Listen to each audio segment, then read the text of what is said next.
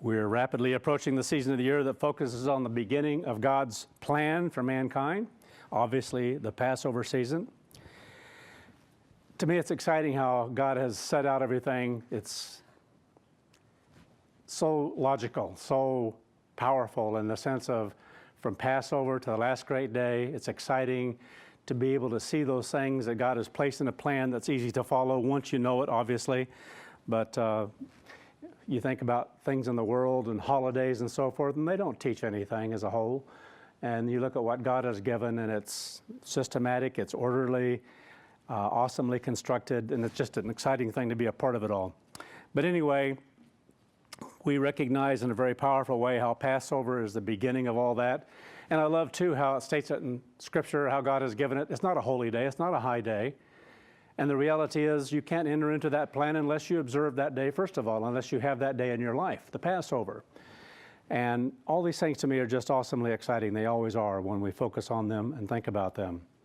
So since we're quickly approaching the Passover season this year, we're going to focus on a journey that's continued over time to lead up to the complete fulfillment of Passover.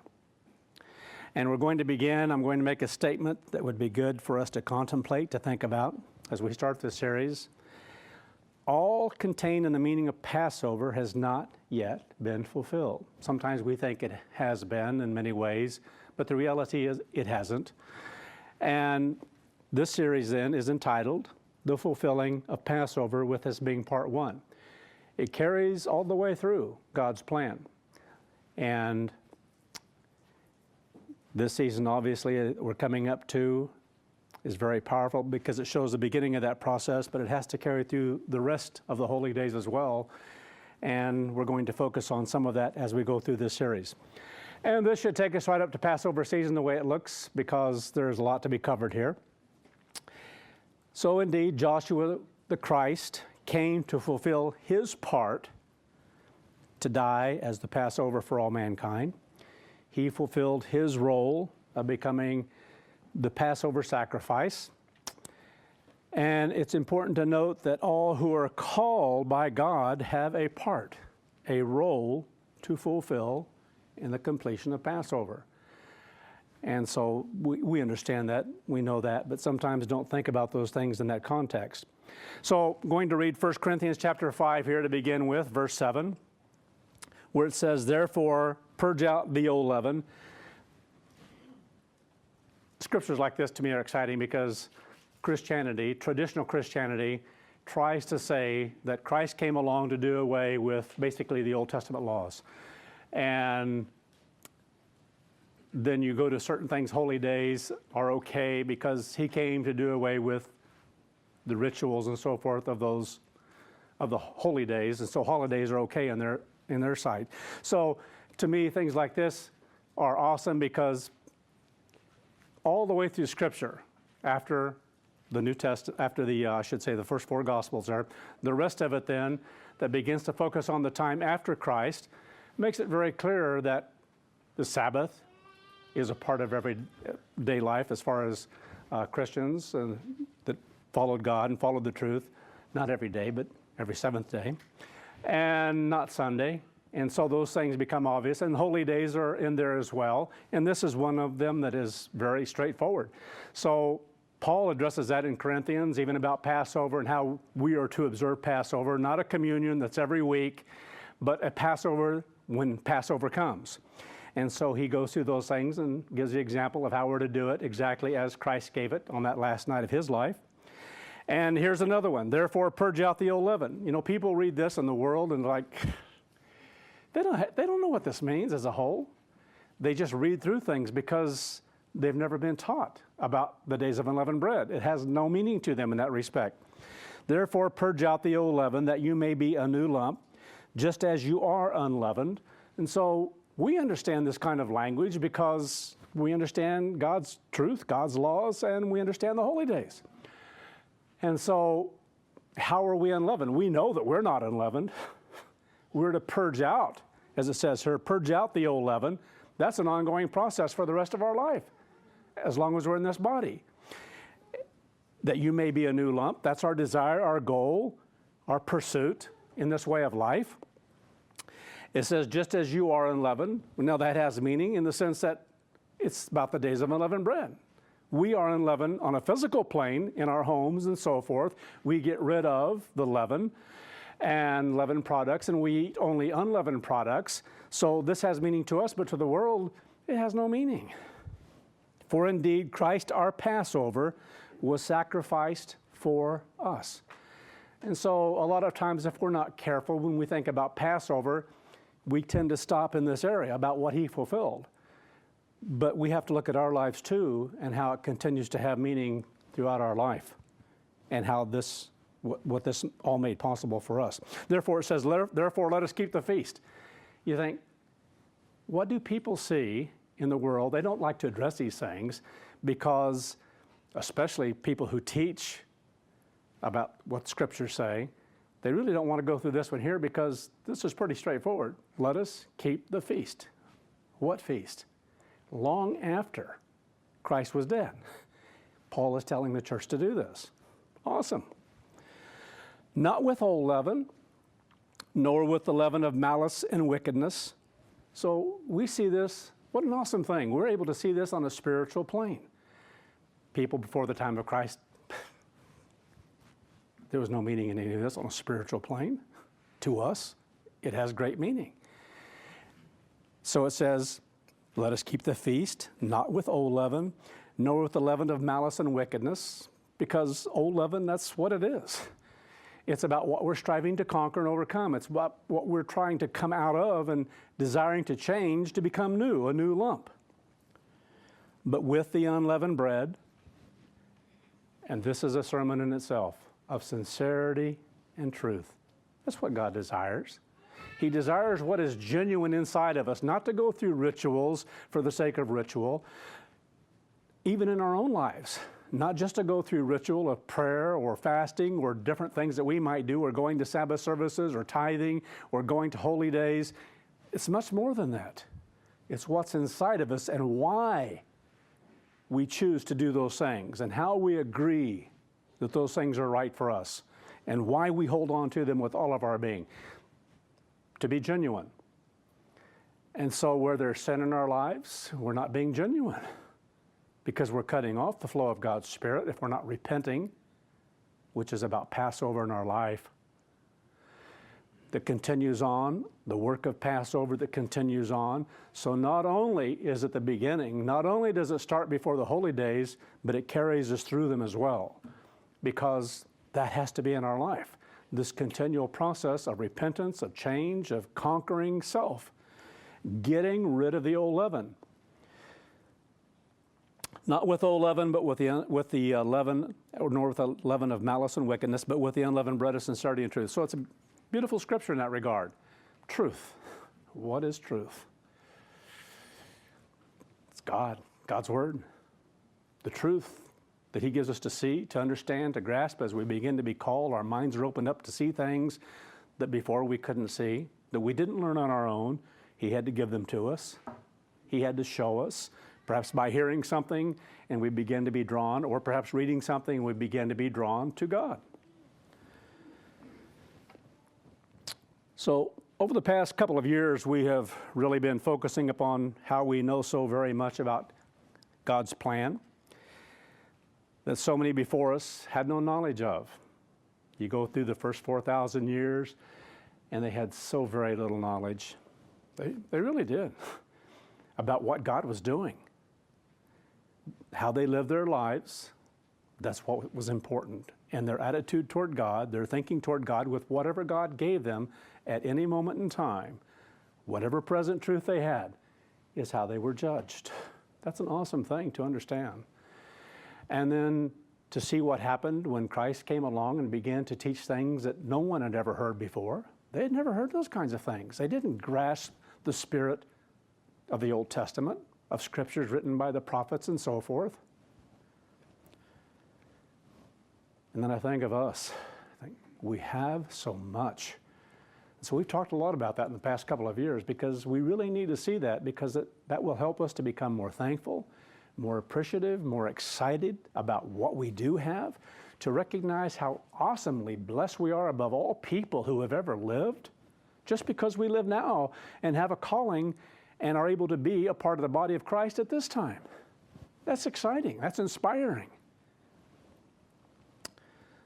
So very many before us knew so very little in that regard compared to what we have today. So very little compared to what God began to give through Herbert Armstrong. And then more began to be added rapidly in a very powerful way. Not just a restoring of truth, it went beyond that, it really did. Not just a restoring of truth to the church because of what had been lost from the time of the early apostles and what the church went through during all the different eras. And it got weaker and weaker till the time of Sardis when it almost just totally died out. Came to that point where it was, God said, spiritually dead. Had to raise up the one who was going to lead the next era, Philadelphia. Incredible history to be able to go back and remember those things and see what we're a part of and see what we've been through. History is important in God's church. Our history, while we've been in God's church, is important. We're never to forget our calling. We're to remember. It should be something so powerful in our minds to recognize, to understand how we were able to learn the truth.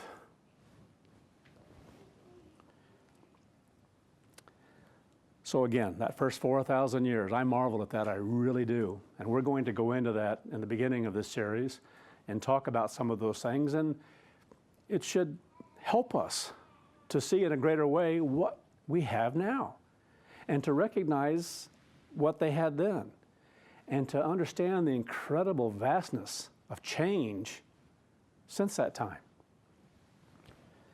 Because sometimes we just don't grasp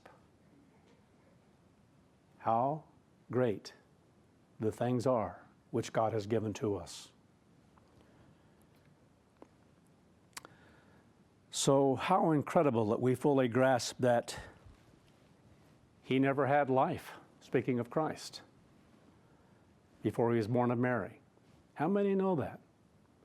See, we can know a lot of truth and not grasp, not understand how awesome it is what we see at a moment in time, what we see that others can't see, all who are scattered out there. Thousands and thousands of people in different groups and organizations. They can't see that. They haven't been given that yet. One day they'll have to address that in their own thinking, in their own minds. Many in the great white throne. Some to whatever God desires in this transition from one age to another when God's government is established. And so we're given to know that. But I've known a lot of people who got to this point and knew this, but didn't really believe it. Not deeply, because if they had really believed it with all their being, in sincerity and in truth, they wouldn't have given it up. They wouldn't have compromised. But they had to compromise because they went to something else. Incredible. Incredible what can happen when we sin and we come to a point where we can't or don't repent anymore because we begin to become weaker and weaker and God just cuts us off from his Holy Spirit. It's happened to so many. So we're going to go back by looking at different fragments of that long period of time, that first 4,000 years, and consider some of the great and notable people whom God called during that time. Because God does the building, and he worked personally with different ones, not a lot of people, in many regards in that first 4,000 years, and that's rather mind-boggling in itself. Not a lot in that first loaf, as I talked about last Sabbath, of the 2 wave loaves. The first wave loaf pictures the first 4,000 years, and then after the church began in 31 AD, talk about the next wave loaf, both received by God. And it's quite incredible, but not a lot in that first one. Awesome. And that God worked personally. Now he works personally with us too, but in a different fashion in the sense of an organized body through Christ. Christ is the head of the church, and that's how God works with us. And so he does the calling, but we're given to Christ.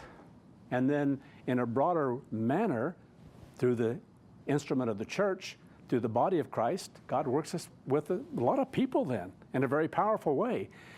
And given knowledge, ability to see things, and ability to grow in ways that didn't happen in the Old Testament, not in the same way. Awesome. So let's turn all the way back to Genesis chapter 4. We understand that Joshua freely offered up his own life to fulfill God's purpose. He gave his life as an offering for all of mankind. And it's interesting to go back, as we're going to do, and see how God built upon this concept very early on and added more and more and more through time. It's really quite awesome. And I can't help but think of construction when you look at something like this. God just kept building and building and building, and more of the structure then could be seen. By the time we get to the church, awesome. Now it really begins to be fulfilled more in the sense of construction, but it's still going to take 2,000 years. What a project when you talk about construction. Our minds to grasp that, not so easy. So there's much meaning then in what God did and how he fulfilled these things and teaching these things. So going back right now to look at where the first offerings are recorded to have occurred. And as we go through this story, to me it's just exciting to be able to see how God just kept building in order to give us more. And so we can go back through and look at some of that and be in awe of where it led. And so here in Genesis, not a lot said, and yet a lot. As we start through this story, Genesis 4 and verse 1. Now Adam knew Eve his wife, and she conceived and bore Cain, brought forth Cain. So we know the story, and we know what happened here at this point. But this is where God began to teach. This is where God began to lay down part of a foundation.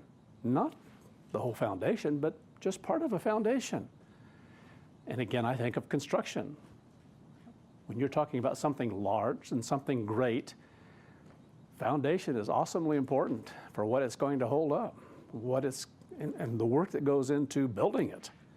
And so the more it gets built, and then you can stand back and look at it, awesome. So she conceived and bore Cain. And so as we start through Genesis, these are just little capsules of time. It doesn't go into a lot, but enough that we're to learn from it. And said, I have acquired, or I have gotten a man from the eternal. Now we can just read through this and it's hard to grasp what they felt, what they thought. They saw animals. They were around animals. They saw birth of animals because of how some of that process takes place faster. And then finally, herself. God was there to teach them, to guide them through some things that took place, and we don't know how much.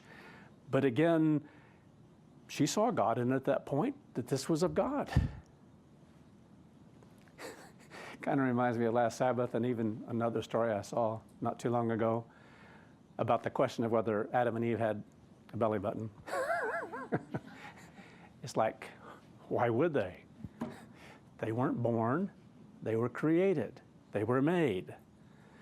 So the reality is they didn't need one. It wouldn't have been there for that reason unless God just wanted to create something like that. But what would be the purpose? So anyway, that was the beginning. And what an incredible thing. So I've begotten a man from the eternal. In other words, God has made this possible. Don't understand all this, what's happening. And then she brought forth again, this time his brother Abel. Now Abel was a keeper of sheep. but Cain was a tiller of the ground. So they were different in that regard, had different work that they did. One enjoyed, in this respect, keeping of sheep. The other, working with the earth, the ground, planting things and raising crops. Now, in the process of time, it doesn't tell us how much. At this point, when this happened, it came to pass that Cain brought an offering of the fruit of the ground to the Eternal. So this is the first place where we see about an offering, to offer something to God. And so God had to give them some kind of instruction about some of this and what this meant in a relationship to Him. And so He followed through with that and did that at this point. Verse 4, Abel also brought of the firstborn of his flock. So how did he know to bring the firstborn? Because God had to tell him. So, again, we're not given a lot here, but we're given enough to grasp a part of what took place. And of their fat. All of it having meaning in what God was going to build on a spiritual plane in a spiritual family. In time, it would all lead to that. But here is just a very meager beginning of instruction. Them not knowing at all what it was about. They didn't know what it was about. They didn't know what it pictured.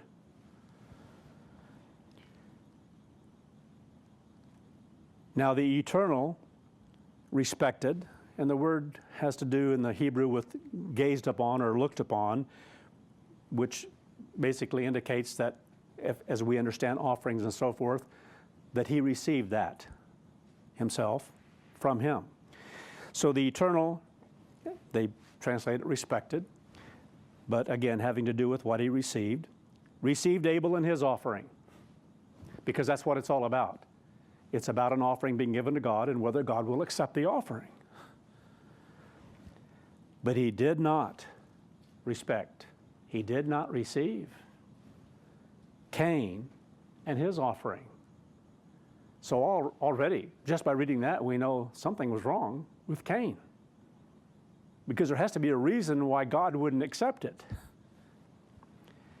Then Cain was very angry, and his countenance fell. He didn't get what he thought he ought to have from that. And again, it doesn't tell us that the relationship and how God worked with them or communicated with them at this point. But obviously had to for them to know some of these things.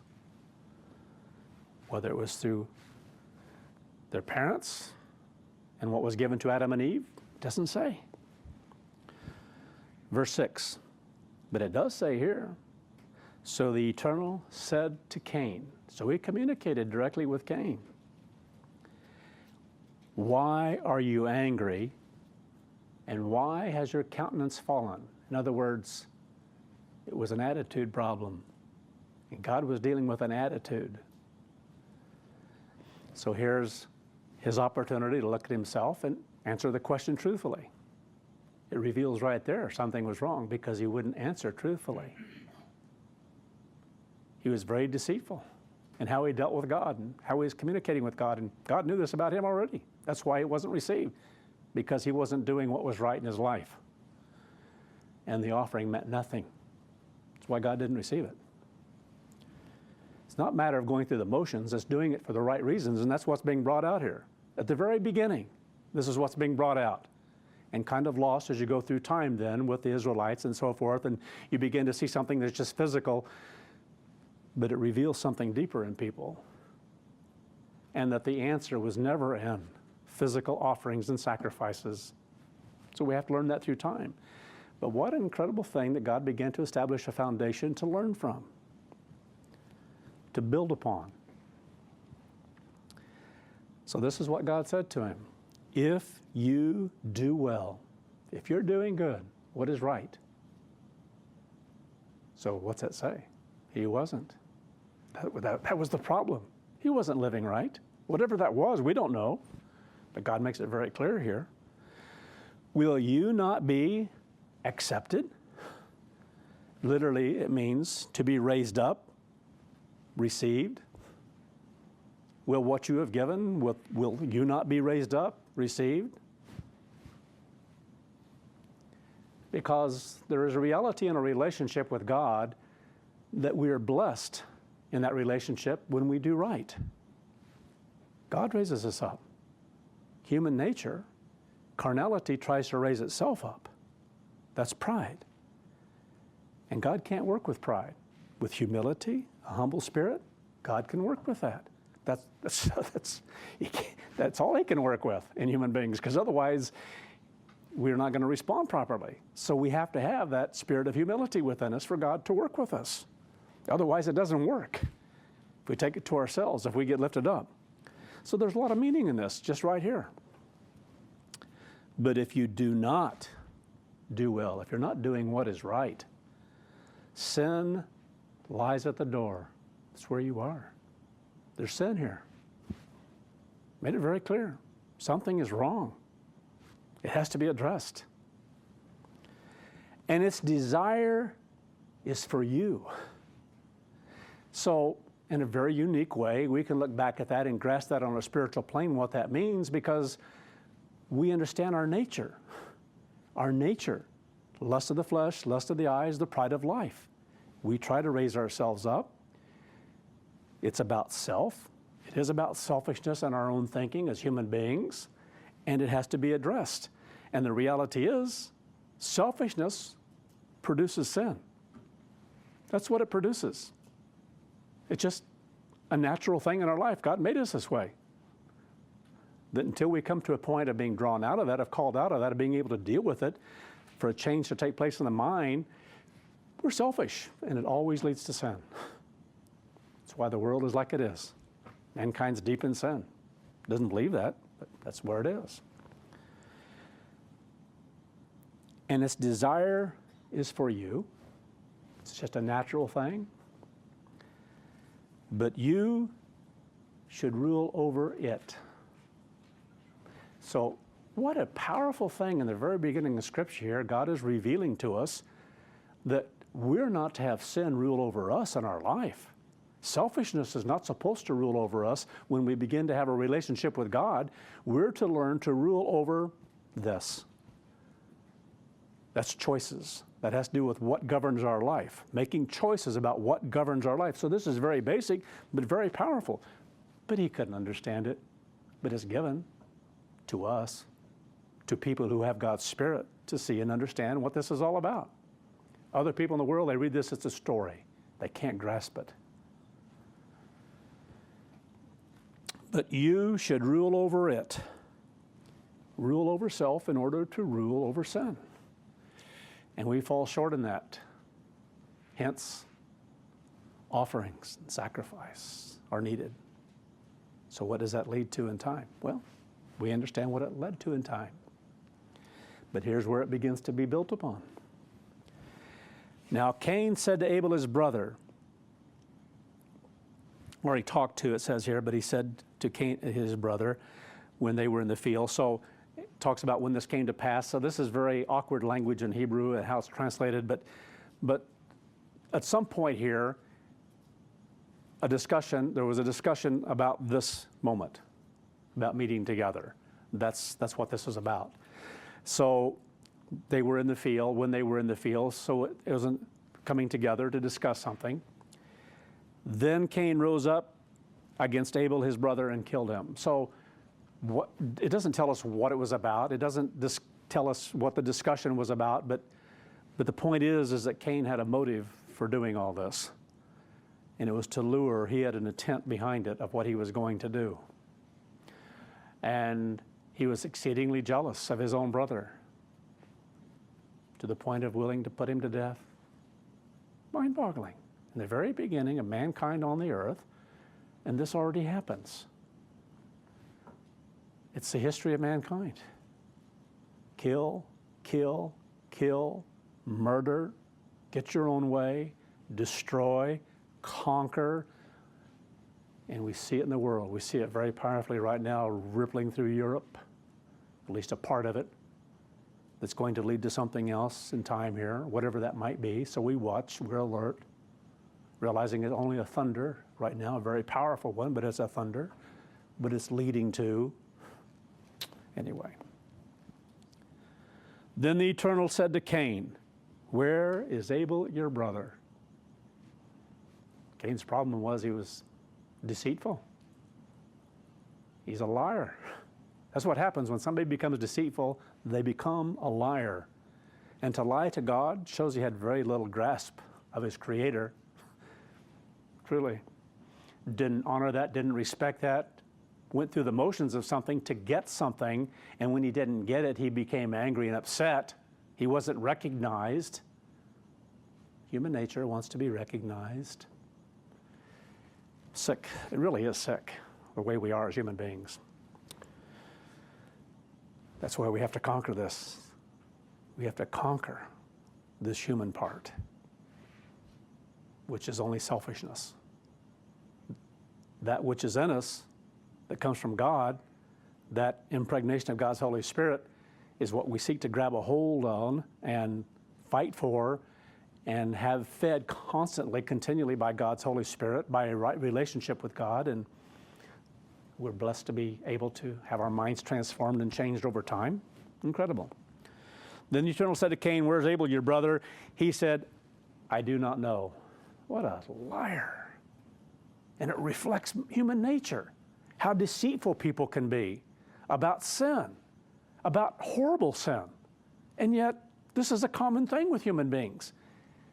We try to hide it, just like Adam and Eve when they were in the garden, in the thickness of the trees and so forth, trying to hide from God. They didn't want to have to face God with knowing what they had done.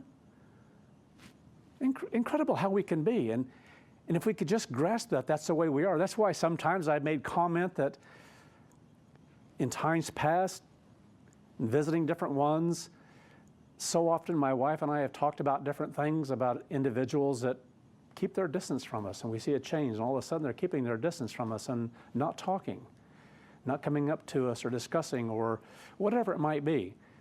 See a pattern, and that reflects something oftentimes, very often. Because there's this hiding, because there's sin in there that hasn't been dealt with properly yet. And as long as that exists, the person isn't comfortable around God's own ministers. It's a spiritual thing. Incredible. Where is Abel, your brother? He said, I do not know. Am I my brother's keeper? What an attitude. I mean, smirky, disgusting. I mean, that's really sick. Am I my brother's keeper? You know, it's amazing how we try to justify ourselves sometimes as human beings. And this is here to learn from, to be disgusted with our human nature.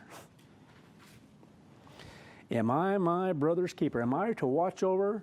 Am I to guard, to persevere, or preserve, my own brother? I've got my own stuff to do. Why should I have to worry about him? You know, I'm supposed to watch over him too? Anyway. Attitude. Justification. That's what people do with sin so often. It's a matter we have to justify it in our minds somehow.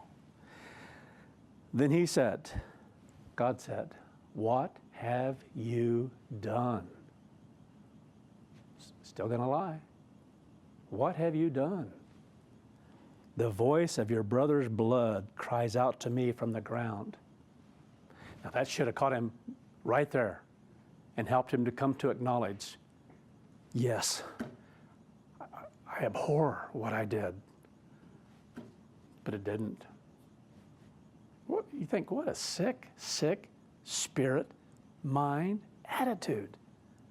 Hideously disgusting. And that's the way we should see all sin, especially if we're trying to justify something in our minds and our lives. The voice of your brother's blood cries out to me from the ground. So now you are cursed upon the earth. Awkward translations sometimes of things that are said there, from the earth, blah, blah, blah. Well, the reality is that when sin enters into our life that's not repented of, or people don't try to deal with the sin to change, to do something right, then there's a there's a thing that happens in life. We begin, because sin brings forth curses. It's not, we had this old thinking about curses and so forth. And the reality is, your life isn't blessed. God will bless our lives when we're doing what is right, when we seek to change and so forth, when we're seeking to be close to God in spirit and in truth, in sincerity and truth. But the other side of that is, if we don't, our lives are just going to be unhappy, unfulfilled, and that's the curse. And wherever that leads, because sin just leads to more calamity, hardship, evil in life. It's not, sometimes people get this concept of curses. You're cursed. This is going to happen to you. No, the sin did it. Now, sometimes greater judgment is passed, like what we're getting ready to go through in this world. It's a matter of judgment after 6,000 years. So, is that a curse? Well, it sure isn't a fun thing to go through, but, it's just that a matter of God has allowed this to happen now because this is the time.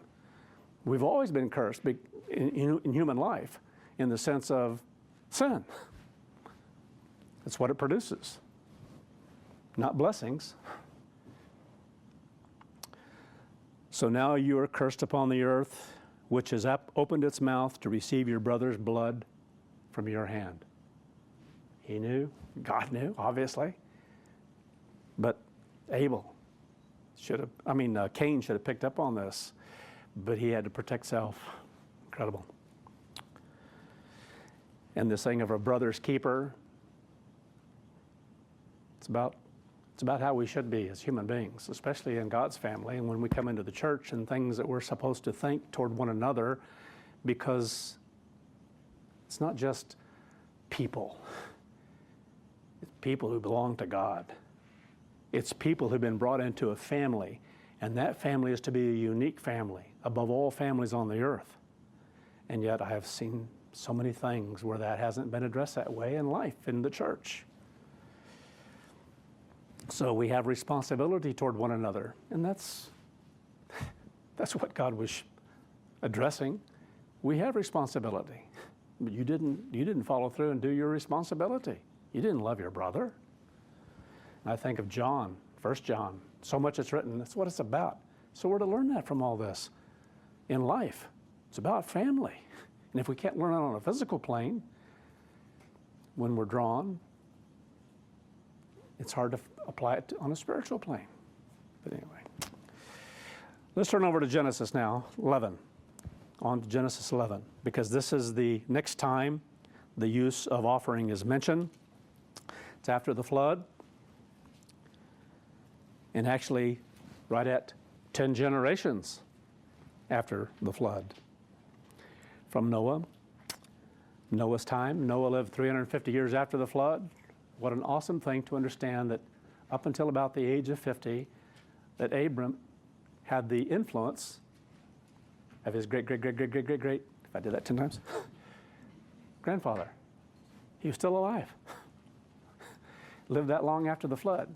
Mind-boggling, exciting to see how God transitioned mankind from a period of time when people lived for a long, long time, and then on into an age and lifespans got shorter and shorter. Incredible. Anyway,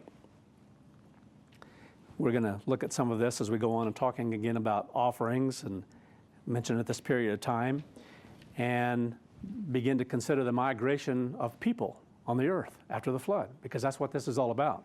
So in Genesis chapter 11, verse 31, it says, "Now Terah took his son, Abram, and his grandson Lot, and son Haran, and his daughter-in-law Sarai, his son Abram's wife. And they went out with them from Ur of the Chaldeans to go to, or toward, as it is, the land of Canaan." Now, this is the beginning of a first big movement in that respect for this particular lineage, this particular family. And so if you look at the different regions there, when they came down from Ararat, that region there were areas, we know Babylon and Iraq, basically in that region of the world. But a little farther down, from what appears to be in every way, is Ur the Chaldeans in the area of Iran. So some moved on in that particular direction, which was this family, and that was that particular region. Again, a little farther to the south and east of the area of Babylon. To me, some aren't going to like the geography part. I love geography. I love places in the sense, it's one thing that can stick up here better than most things in the sense of names or whatever. I have to work more at that. But when it comes to locations, I can be in one place at one time and go back many, many years later and remember the directions and so forth. And that's the way it is with maps and the like. I don't know if I should tell this story or not. I find it interesting. Different people have different abilities doing different things. I think of the first time I wanted to go into ROTC before I came into the church, and knew that if I had 2 years of college, then I could go into ROTC, and as soon as I came out of it the next 2 years, they would pay for my next 2 years in college and come out as a lieutenant. So I wanted to go in the Air Force, as I've mentioned in times past, and I wanted to be a pilot because different ones were going to Vietnam and so forth, and I didn't want a machine gun in my hand. I wanted the biggest weapon I could have, and it was in a jet. So I'd always had a desire to fly anyway. I fly now, but I don't do the flying. Anyway, and it's not so exciting anymore. Anyway, I went down to eastern part of Kansas to go through a bunch of testing and so forth.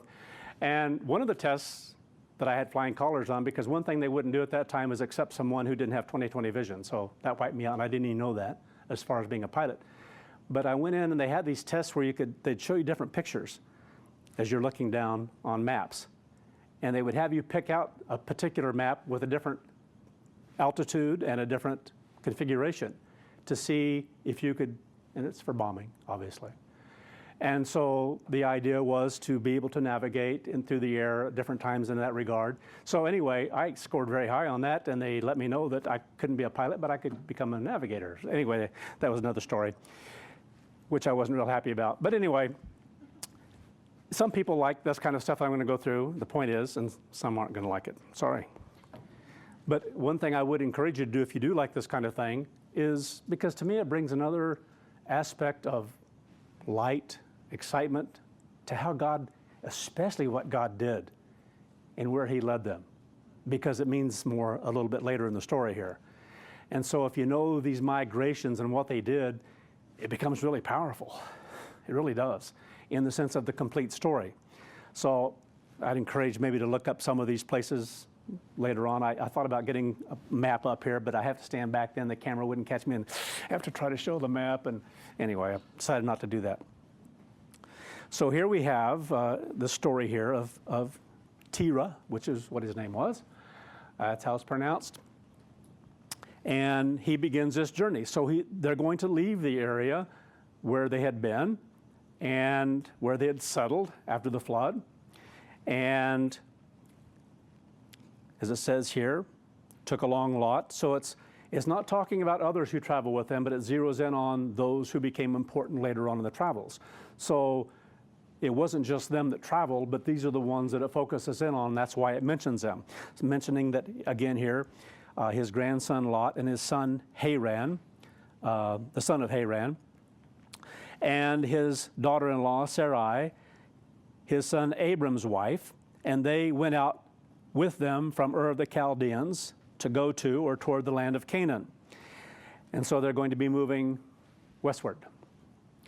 And they came to Haran and dwelt there. Now some of these names, as we go through some of the story here, they're names that were used in Scripture to tell where they were, but they didn't have those names for a while in some cases, because certain instances of who was there or what the name meant, then it became known as a particular place. So in Scripture, things are written. It's just like the word for Yahweh in so much of Genesis here. When it mentions Yahweh, they didn't know him as Yahweh. So that wasn't until that was given to Moses when God revealed. That's awesome in Scripture to go through that. But they wrote Scripture according to that, Genesis, Exodus, and so forth. Up to that point in time, you come to Moses. But Genesis, it uses that name, but they didn't know who he was. They didn't have that name. But again, that's a translation that's used. Hope that makes sense to you. So anyway, moving from Ur of the Chaldees to the area of Haran, and they dwelt there. So the days of Terah were 205 years, and Terah died in Haran. So again here, telling his lifespan in a nutshell, not much more, obviously, in that regard, because the scriptures go on to focus on where God was working and with whom God was working. And so, again, God inspires these things as well, but there was a reason for traveling in that particular direction, getting closer to an area where travel would, so this is a pretty good distance back in those days that they already traveled, where they settled down. Then we come to Genesis 12, verse 1. Now the Eternal said to Abram, get out of your country, away from your family, and from your father's house. Well, it wasn't back in Ur of the Chaldees that he's talking about. He's talking about in the area of Haran, where Terah had taken them. So he was the one that moved up that way. But a lot of people settled there who went on the same migration, but it's focusing primarily on Abram, Sarai, and Lot. So now God communicates to Abram. What an incredible thing. That much time later, after Noah, and finally begins to focus on the next great step in God's plan and what he was going to do. Incredible. Move away from your family and from your father's house to a land I will show you. I will make you a great nation. So the beginning of promises. That in itself is exciting when you realize what God did. But here's the beginning of it. God's building, starting out very small, but picking an individual because of his plan of what he's going to do. Things that are hard for us to grasp and comprehend, truly. I will bless you and make your name great. Now, he didn't just start working with him here, because he had to have an influence already of things that he knew. That's why, hence, he knew his great-great-great-great-grandfather, Noah, and this had to be in his mind, a knowing of these things that he was moved by. Because when God began to work with him, he responded very powerfully, ready to go, because it makes it very clear. It says, basically, he went. That's what he did. He did exactly what God told him to. I will make you a great nation. I will bless you and make your name great, and you shall be a blessing. Still is to this day. It's a blessing to us, a blessing throughout God's plan because of what was built, starting with him. I will bless those who bless you, and I will curse them who curse you. And so we understand how that is accomplished. And sometimes God did intervene to give them favor, obviously. And those who turned against his nations, turned against him, God did intervene to give them favor, to have ability to conquer and so forth. Others, as we go on in the story later on. So this is how God did that, because he gave favor to Abram and on through the lineage. I will bless those who bless you. Those who will be at peace with you, God blessed. Those who went to war with them, they weren't blessed, because God had a purpose for what he was building. And it starts in a very physical way, on a very physical plane, with a very physical, carnal people. And in you, all the families of the earth shall be blessed. We're part of that blessing. We've been blessed because of what God did in working with Abram, and then Abraham. Incredible how God brought all this to pass. More than a nice story. It's God's design. It's God's work. And understanding he's given us to comprehend all this and what it means to us. That God did that so long ago, directly after the flood. Verse 4, so Abram departed as the Eternal had spoken to him. He did it. He's going to do what God gave to him to do. And Lot went with him. Now Abram was 75 years old when he departed from Haran. Then Abram took Sarai, his wife, and Lot, his brother's son, and all the rest who were part of this, as it says here, and their possessions that they had gathered, and the people whom they had acquired in Haran. And this includes servants and different ones as well. And they departed to go to the land of Canaan. So they came to the land of Canaan. So right up to the edge and where it began, and the story continues then in verse 6. Abram passed through the land to the place of Shechem, as far as the terebinth tree of Moreh. Now, this doesn't mean it was a single tree and all of a sudden they came to this one tree. It's like if you've ever been in certain parts of the country and all of a sudden, maybe especially at different altitudes of traveling, and all of a sudden you come to an area of a certain kind of trees that stand out. And it's noted for that particular area. I think of some places in Colorado that are like that when you're in the mountains and all of a sudden you come to a certain area where there's certain kind of trees. They're not in other areas, but they're in this particular altitude. And so it's the way it is oftentimes when you're traveling in different areas, and especially when you go through different elevations. And so it's just talking, these are oaks that's what supposedly these were. But it's just saying when they came to the oaks of this particular region, that's what it's known for. So you knew when you came out of a more desolate area to an area where now you knew where you were, because here you're in the area of these trees, in this case, oaks of this type. And the Canaanites were then in the land. So reminding again, this is where they were, this is where they dwelt. Then the Eternal appeared to Abram and said, to your descendants I will give this land. Now, if you look on a map and you're coming south, because that's what they were doing, they were traveling south from this high area up there, up in this area, and they're coming southwards, what we know today, toward the west side of the, well, they don't even get, it's not even there yet, but but they're coming down in this particular area here.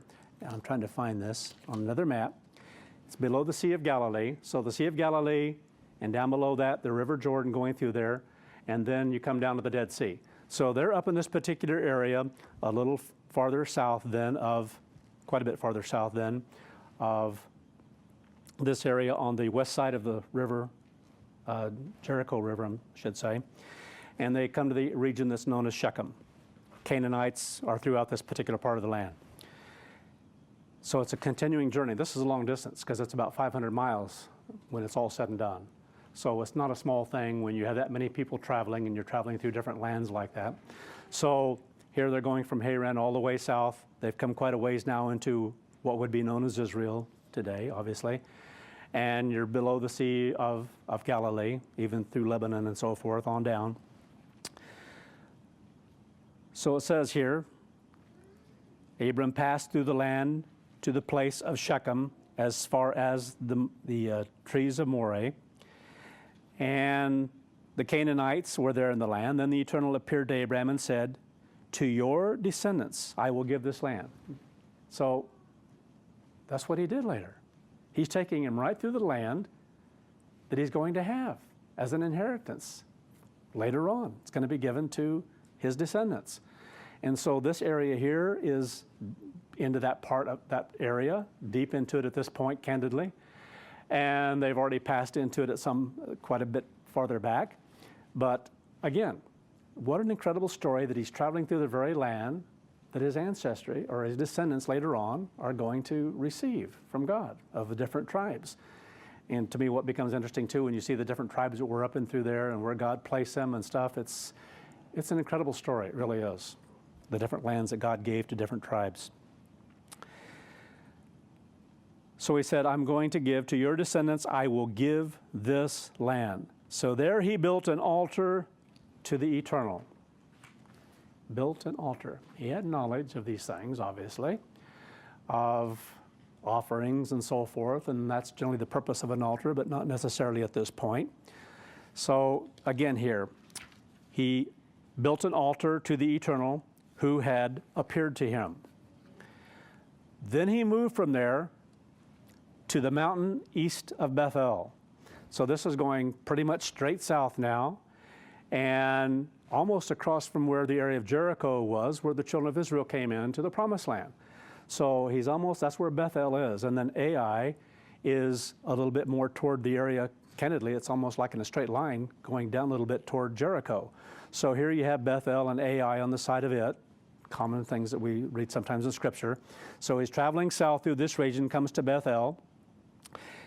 He moved to the mountain east of Bethel and pitched his tent with Bethel,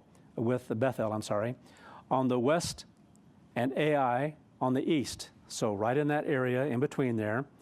And this wasn't known as Bethel yet in the story, okay? It's referring to where he traveled and where he did this, but it's not called Bethel yet. That comes on later on in the story. To me, that's exciting too, when you realize here is where Abram, built an altar, and then later on, what took place in this particular area. We're going to have a couple series just to get to this point. It's going to take a while to show the significance of what God was doing and what God was building, what God was giving to his people, and the importance of these things as it all fits together. Then he says he built an altar to the Eternal and called on the name of the Eternal. So Abram journeyed, going on still toward the south. Now this word south has to do with the Negev. That's what the word means, basically. And that's not a very nice region. If you're talking about the Negev, you're talking about a desert area way to the south of current-day Israel as well. So they're moving much farther south here now toward that area of the Negev. And the upper portion has more that's there, but you get into it a little bit farther and it's desolate as all get out. So they're going to come down to the northern part of that particular area. Now there was a famine in the land. So that particular area, I can understand it. It's pretty desolate out there. I mentioned that recently when you're driving down through there, and it's sparse. You have to have people out there herding goats and whatever, sheep and so forth, and it gets more sparse, and then you get to where there's absolutely nothing till you get all the way down to Eilat in the very southern tip of Israel, going through the Negev desert. So anyway, they moved down to an area that is not that great, but it's still great, depending on how you use it and what the purpose is and what you're going to do. But you don't go too much farther south. So this is where they're going to land. Now there was a famine in the land, and Abram went down to Egypt to dwell there, for the famine was severe. So if you have a famine there, it's pretty bad throughout that particular region. And so went on down into Egypt. And after the short time in Egypt, just go through part of the story here, Abraham returned to where he had first made the altar to God in the area of Bethel. So I'm going to skip through a bunch of the story here, and you can read it on your own. But he was a short time down there, talks about some of the encounters he had and what took place and what he did. And anyway, but as Lot and Abram grew greater, the story goes on to tell, they came to the separation of ways. So you know this particular part of the story. They came to a separation of ways. They were growing greater. So Lot and Abram came to a point where something had to be divided up as far as families were concerned. So there wouldn't be any, you can't have two great families growing together in the same area and be peace and plenty for everybody. It comes to a point in time where people want to stake out their own area for their own livestock or whatever it might be. And that's basically what they came to at that point in time. So they came to this point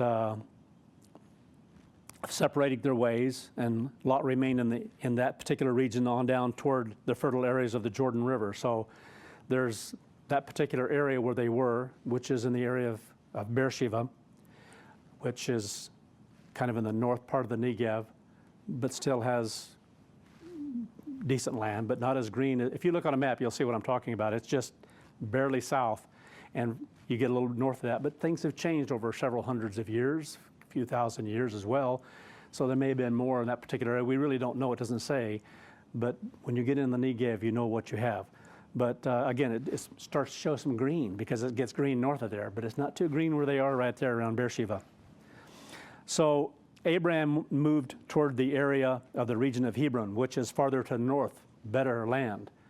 And so Abram basically told Lot, you can choose what you want. It's yours. And Abram, he will take whatever, because he looked to God. Whatever he had, he knew that God would bless him. And so basically giving the right to Lot to do whatever he wanted to do. So this is a part of the story here. So Lot remained in that region all the way down to the fertile areas. If you look at the whole map here, even all the way up through the areas of Jordan, the Jordan River. But Abram moved to the area of Hebron, and more to the west, all the way southward to Beersheba. But he let Lot have the more fertile regions farther up. And it was after this that God appeared to Abraham as Melchizedek. So again, we know this part of the story, king of Salem.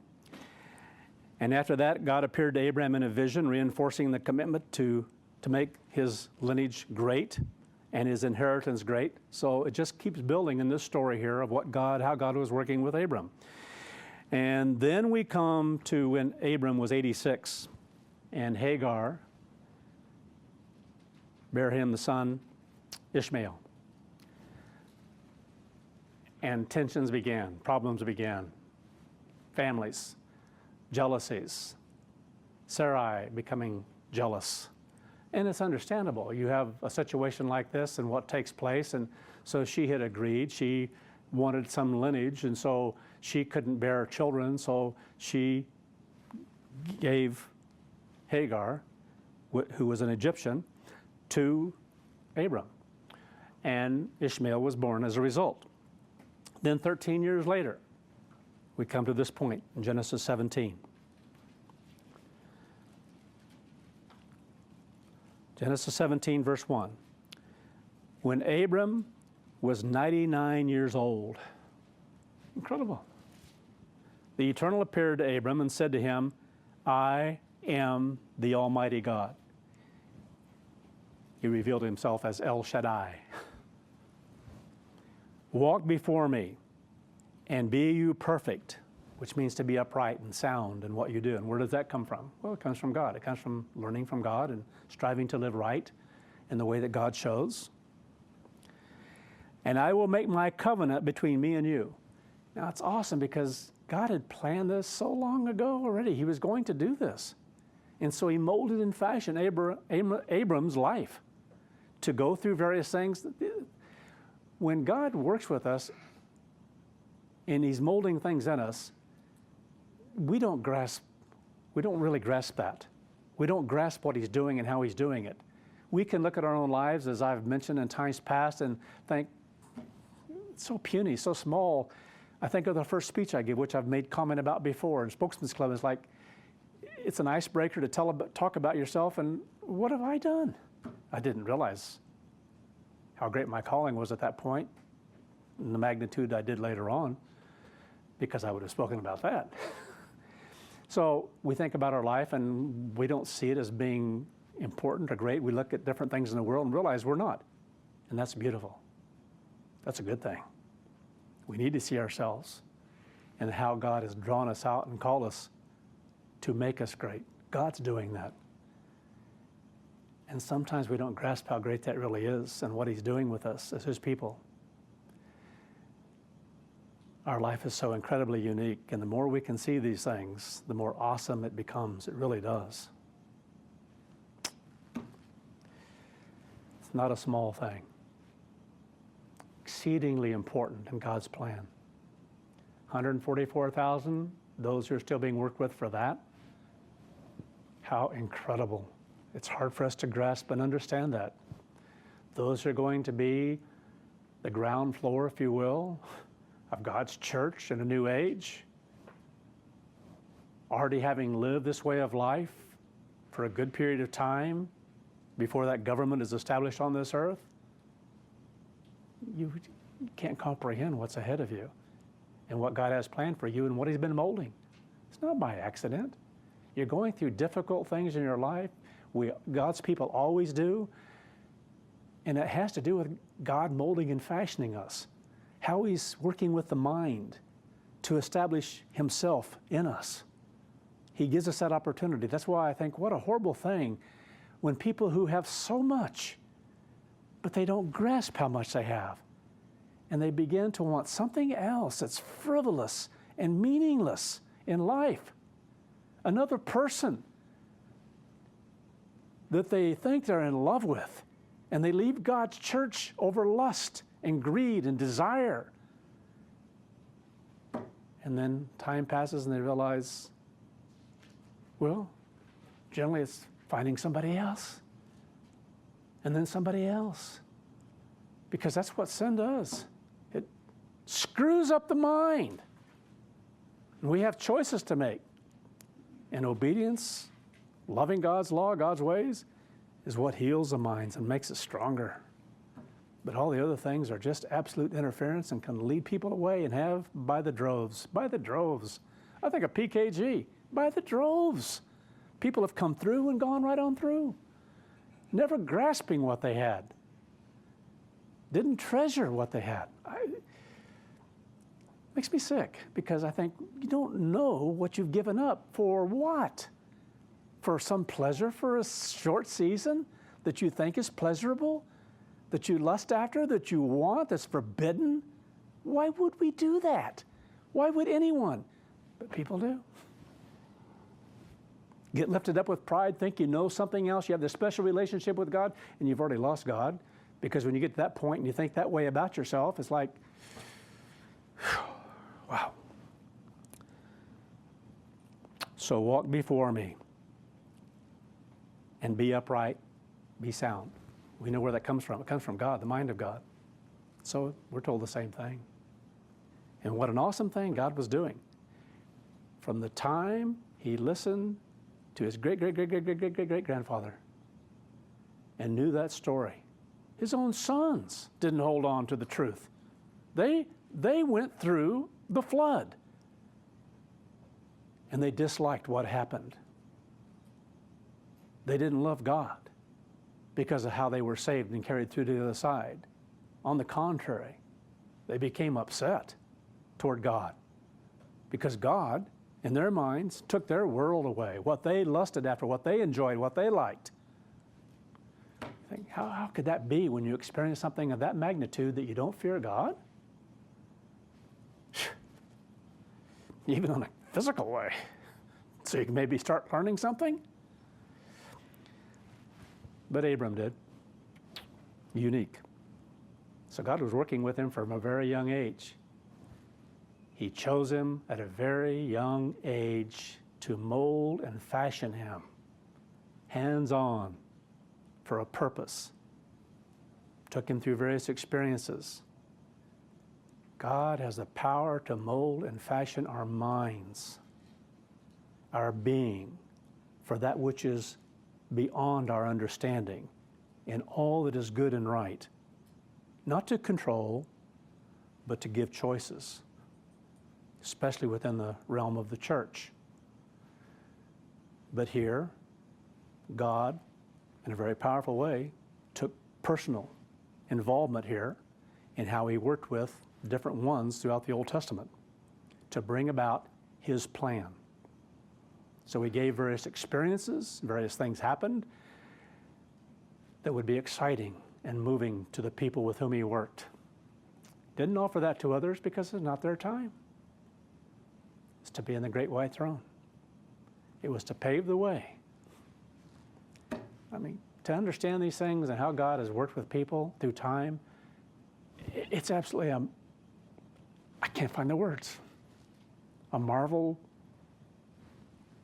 beyond human comprehension. God has to give it to us. Truly does. And I will make my covenant between me and you. And I think how each one of us is called. And at that time, God is telling us, I want to make my covenant between me and you. To give you opportunity to be in my family.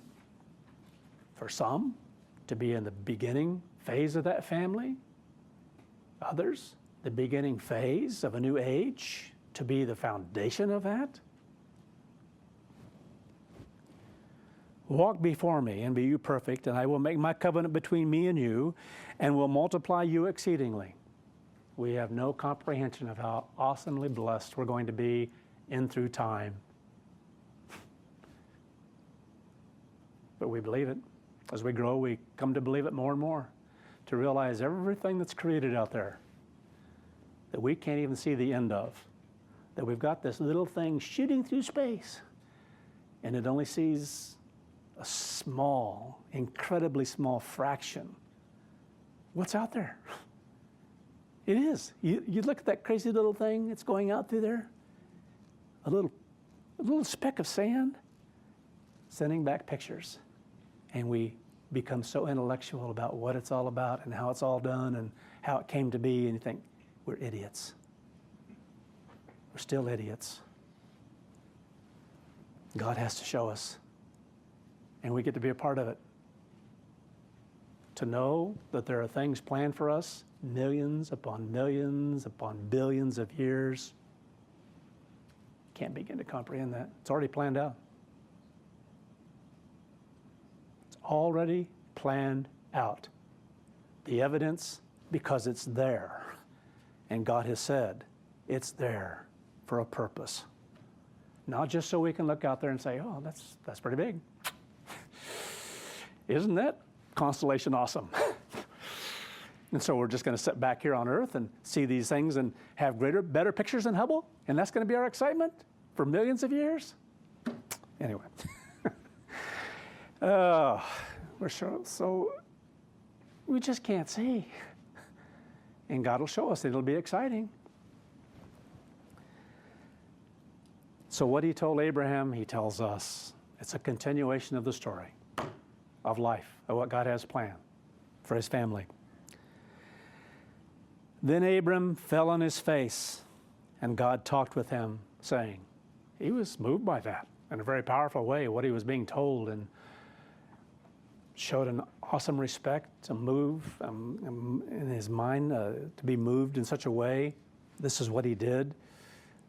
A kind of fear and also an excitement of something like this that's happening.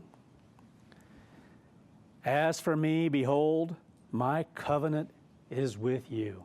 God tells us that. That's what we brought to at baptism. With each one of us that's called out of this world, he wants to make a covenant with us in order to make us great, in order to bring us into his family. Think of baptism. He brings us to that point. That's what the covenant, it's a covenant agreement with God. My life is yours. And if we can grasp the magnificence, the greatness of which we can at baptism, we can just barely see a few things. But we grow. My covenant is with you, and you shall be a father of many nations. Neither shall your name be any more called Abram, but your name shall be Abraham. For I have made you a father of many nations. I will also make you exceedingly fruitful, and I will make nations of you, and kings shall come out of you. Now, spoken these terms because this is something that he could grasp more on a physical plane. But to grasp what it was really going toward, not on your life. No more than us being able to grasp much more than 1,100 years in front of us. We see just very darkly. We don't even grasp that yet. Even I will establish my covenant between me and you and your seed after you and their generations for an everlasting covenant, to be a God unto you and to your seed after you. I will give unto you and to your seed after you the land wherein you are a stranger, all the land of Canaan, for an everlasting possession, and I will be their God. So he traveled down through it. He knew where that region was. He saw a lot of it already. He couldn't understand all that. But he honored God. He loved God because of what God told him about his descendants and what would happen. But he didn't grasp how great that was to be and what was to come through time. Verse 9. Then God said to Abraham, as for you, you shall keep my covenant, you and your descendants after you throughout their generations. What an awesome thing that God said there. He already knew what would happen because he designed it. He worked with it to make it happen. He was going to work with different ones in the family line to produce, to do what he said he was going to do. He could work with them and bring them to that point of such conviction because they were being worked with to be molded and fashioned for something very specific.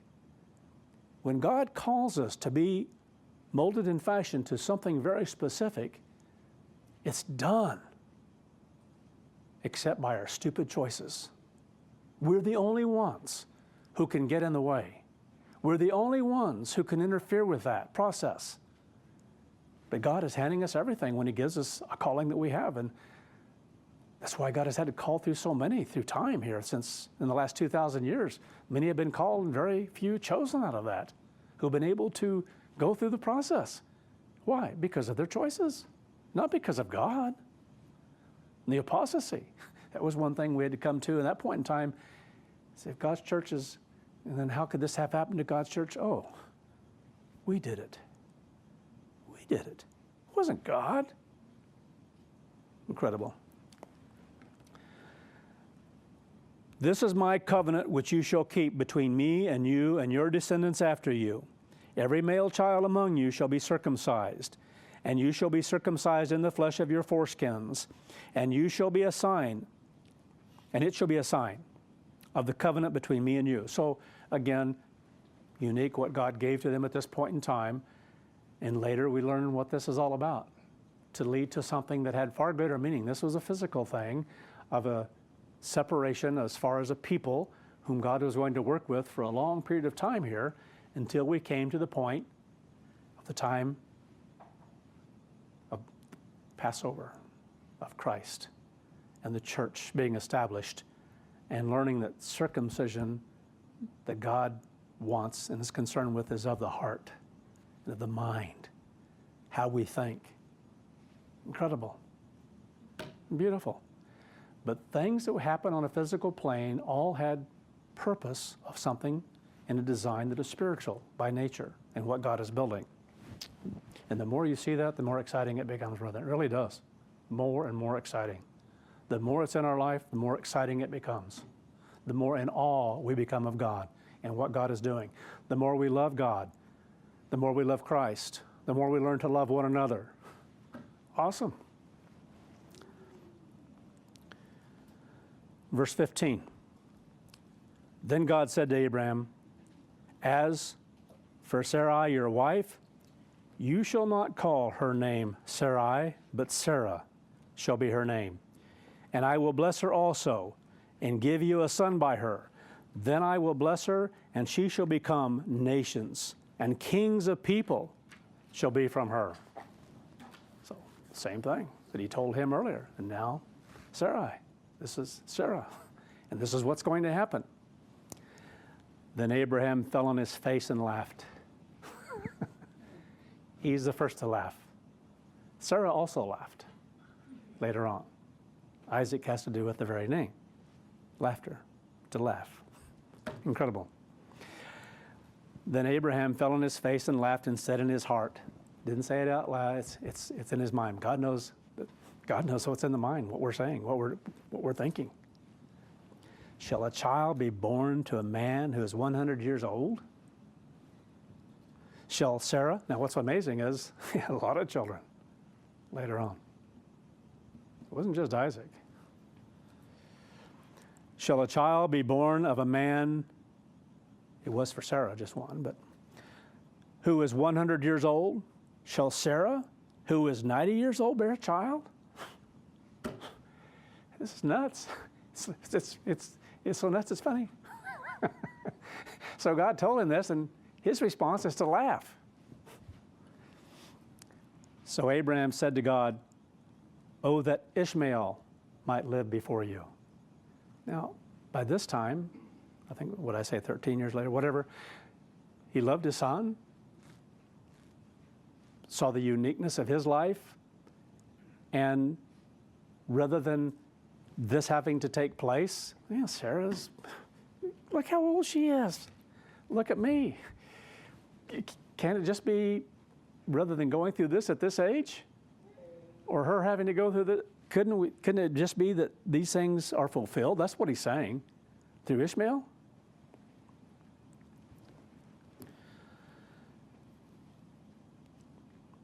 Did I say Ishmael? That's right, isn't it? Yeah, Ishmael. I'm sorry. Started to doubt myself there for a second. And wait till I get farther into some of these places. It's like they're all over the map. It's like, okay. Anyway. As for Ishmael, I have heard you. Well, again here, this was his desire. He had a desire there, as it said here, because again, this is a laughable thing to him, and so that's why he's questioning God. So Abraham said to God, "Oh, that Ishmael might live before you." Then God said, "No, Sarah, your wife, shall bear you a son, and you shall call his name Isaac." He knew what the name meant. He knew what Abraham had already done, laughing that God could do this, because it's about what God can do. It's not about something physical that they have to do. Well, they said, but anyway. "I will establish my covenant with him for an everlasting covenant, and with his descendants after him. As for Ishmael, I have heard you. Behold, I have blessed him, and will make him fruitful, and will multiply him exceedingly. He shall beget 12 princes. So they shall come from him, through him." Interesting. God uses that 12 there and used it for Israel. "He shall beget 12 princes, and I will make him a great nation. But my covenant I will establish with," he laughs, "Isaac, whom Sarah shall bear to you at this set time next year." So now he's told when this is going to happen soon, this is going to take place, and it's going to be with Isaac. So before Isaac's ever born, God has a plan of what he's working out, how he's going to do it. None of these things happen by chance, by accident. God waited until they were old for a purpose, to inspire us, to move people later who would read these stories and think, what an incredible God we serve, to bring his plan to pass, what he has planned, to work with individuals when it's his purpose, and he'll accomplish it. He'll do it.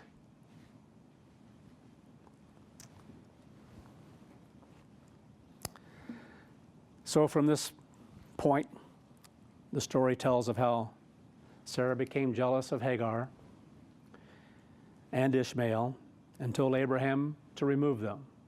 And I believe that God has also shown to his church why certain ones dress the manner they do, with a veil over their face, to not be seen, to not be able to be seen as attractive because of Sarah's jealousy and what she did. And they don't even know why they do it. Just like the serpent on the pole thing. It's passed down generation after generation after generation. But Sarah started something here that's carried on for hundreds and hundreds and hundreds of years with a vast number of people on this earth. Sad.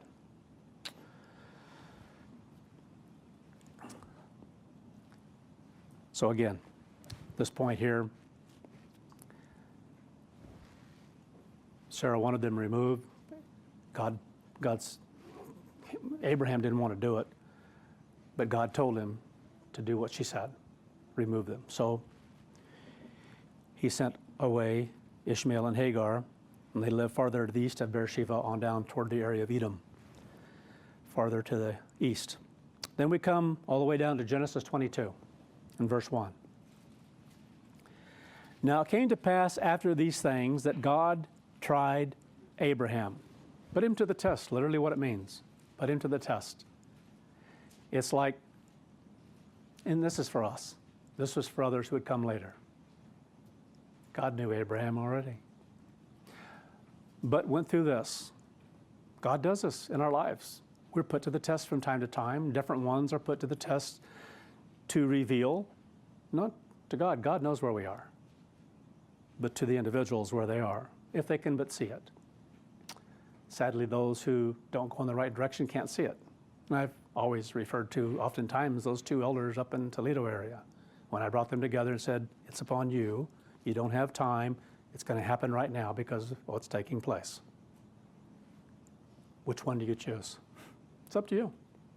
The people are looking to you in the congregation. That was their time, and they failed it miserably. God knew they would. Anyway, so he does that in our lives from time to time, to bring things to the surface, to reveal them. And so it says he put him to the test and said to him, Abraham. Then he said, take now your son, your only son Isaac, whom you love, and go to the land of Moriah.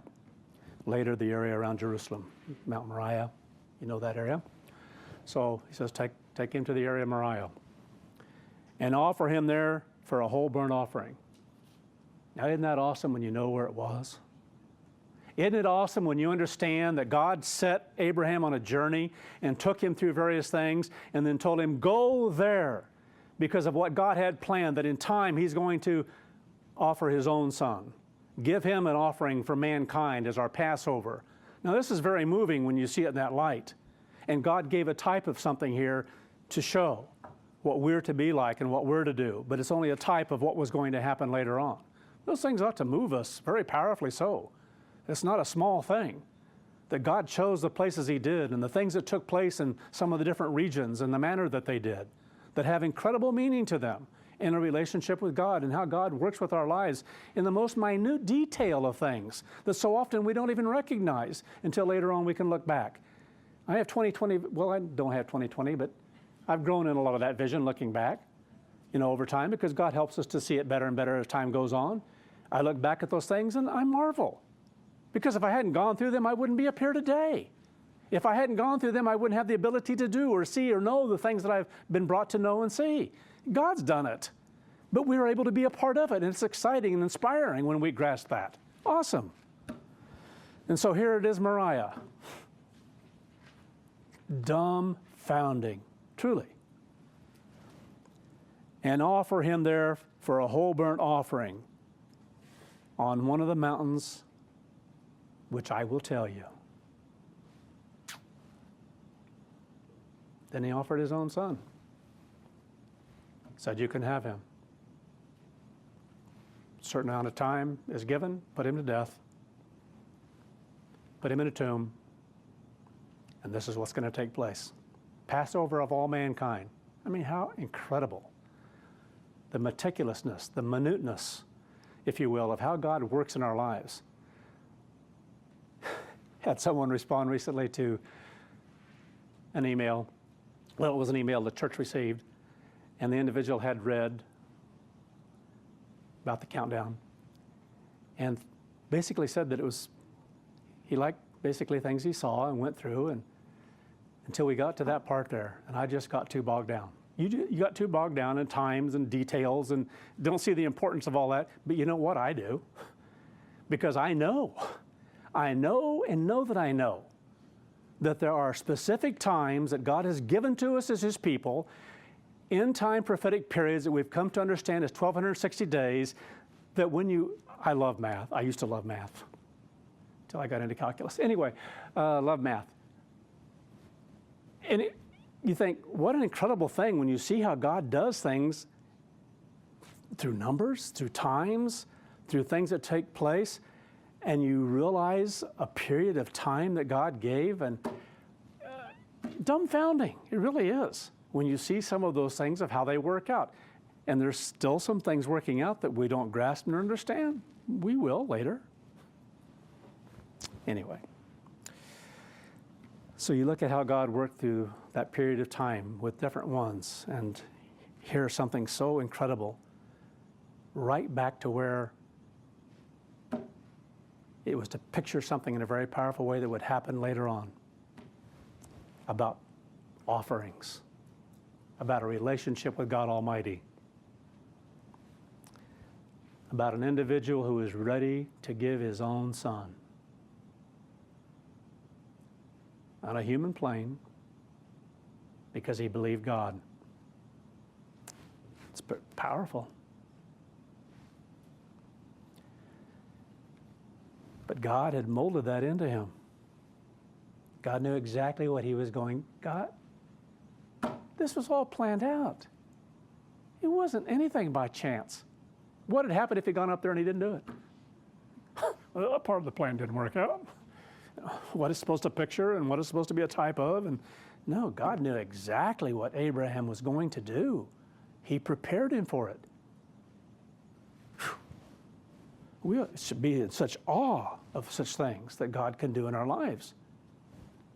We just have to follow and fight against this. And it's all there. So Abraham rose early in the morning, saddled his donkey, and took 2 of his young men with him, and Isaac his son, and he split wood for the burnt offering, and rose up and went to the place which God had told him. I'm just going to read this to you for time's sake. Hebrews 11, verse 17. By faith, when Abraham was put to the test, God had prepared him to pass it. To make proof of is what the word means, in essence. To go out and try, like oxen a person buys, and see how well they do. When Abraham was tested, offered up Isaac. So he who had received the promises offered up his only begotten son.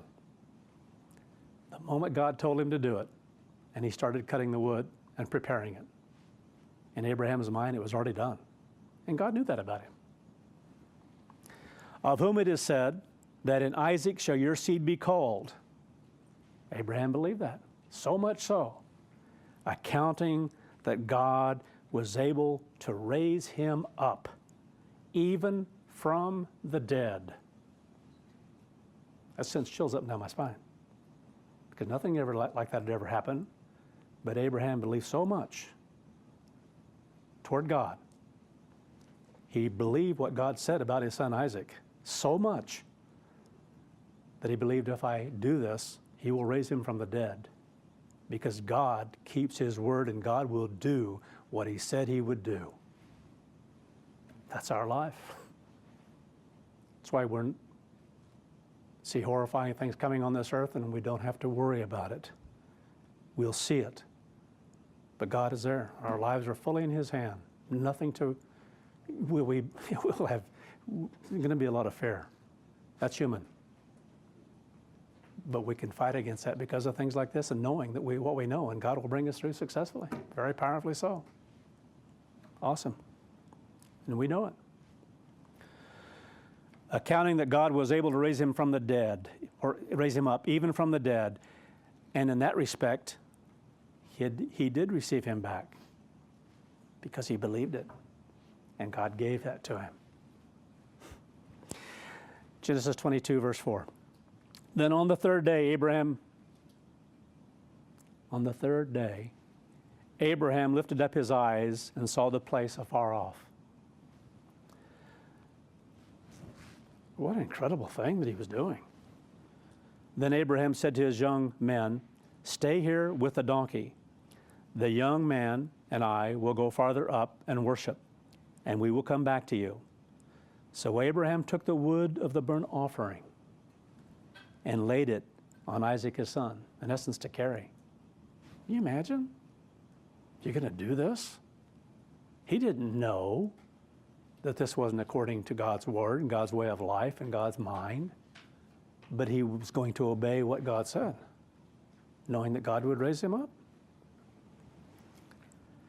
And he took the fire in his hand and a knife, and the two of them went together. But Isaac spoke to Abraham his father and said, "My father." He said, "My son." Then he said, "Look, the fire and the wood, but where is the lamb for the burnt offering?" Can you imagine? Does that mean it was easy for what Abraham was going to do? It had to be a horrifying thing in his mind. just to go through the motions of that, to take your own son's life, to offer him up like that? God wasn't going to have him do it. But Abraham was willing to do whatever God told him because he knew that he was God Almighty, El Shaddai.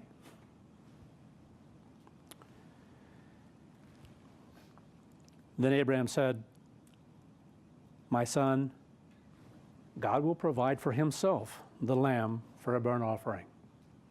It's in God's hands. So the two of them went together. Then they came to the place of which God had told him.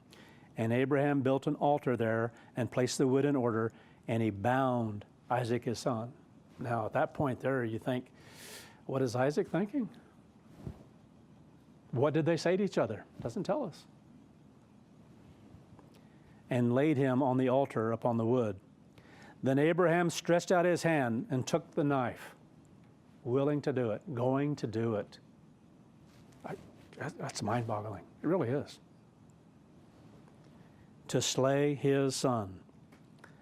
But the angel, or message of the eternal, called to him from heaven and said, Abraham, Abraham. So it doesn't get specific about what this is, but basically from God nevertheless. And so he said, I am here. Then he said, do not lay your hand on the young man or do anything to him, for now I know that you fear God. The proof was there. He knew this is it. Sealed, done, over. Incredible. Now I know that you fear God, since you have not withheld your son, your only son, from me. Now this is an awesome story. It really is when you look at it in this regard in a physical plane, and yet you see the type of what God himself was going to do concerning his own son, to watch as his son is beaten beyond recognition. Part of that which is prophetic, that God planned this, that he was going to allow his son to be beaten in that regard, to where flesh is going to be ripped off of his face with cat and nine tails. So much so that he wasn't recognizable, to suffer, to be in pain, to the degree he was, to the point he couldn't carry that pole very far. And they had to get someone else to do it. He was so weak because of the beating he had taken and the blood loss that was there. And then to hang there and die, to watch that, the great God of the universe.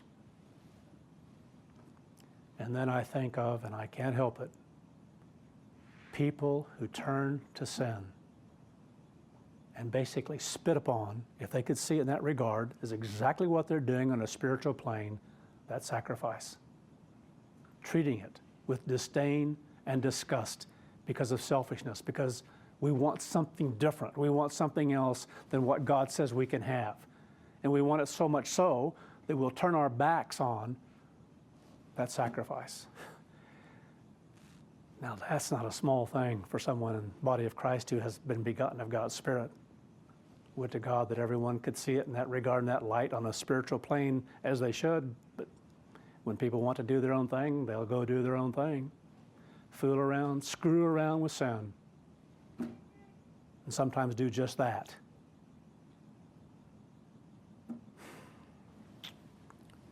Sick. Sick, sick, sick, sick.